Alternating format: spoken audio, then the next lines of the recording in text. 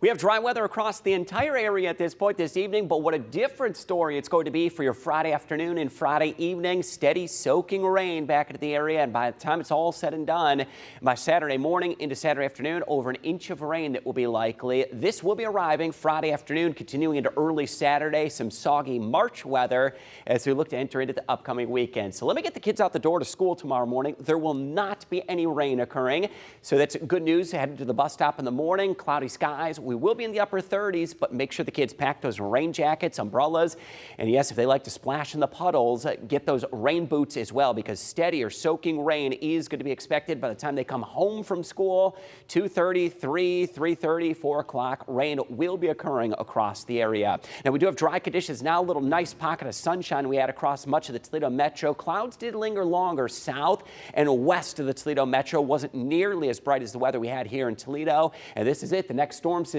that's advancing toward us, and this is what's going to bring these steadier soaking rain, and even a risk of some strong to severe storms south toward the Gulf Coast. Nothing but just some soaking rain for us. If you're thinking of making it a long weekend, trying to get an early jump on the walleye run for Friday. Dry conditions first thing in the morning, 7 a.m. to about noon.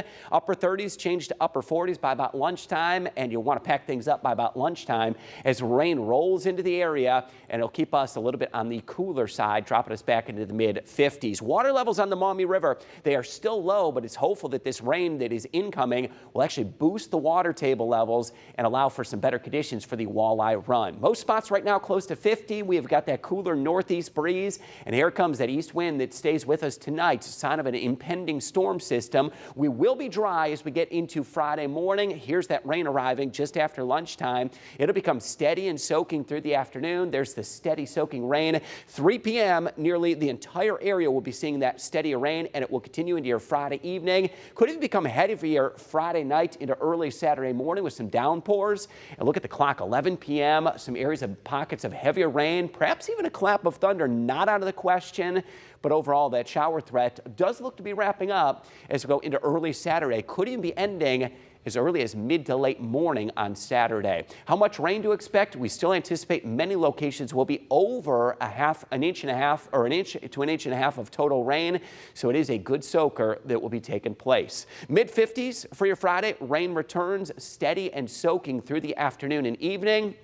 Into the weekend, your Saturday morning rain chances will stick around to start the day Saturday, drying out with a cooler breeze that will send us dropping eventually back into the 40s. Highs on Sunday will be stuck in the low 40s as we spring forward, and you don't have to wait long for much warmer weather. Mid 60s show up Tuesday, Wednesday, and Thursday of next week, and that'll be still about 15 degrees above average, even considering we're now headed into mid-March. That is another bigger warming trend that is on tap for early next week.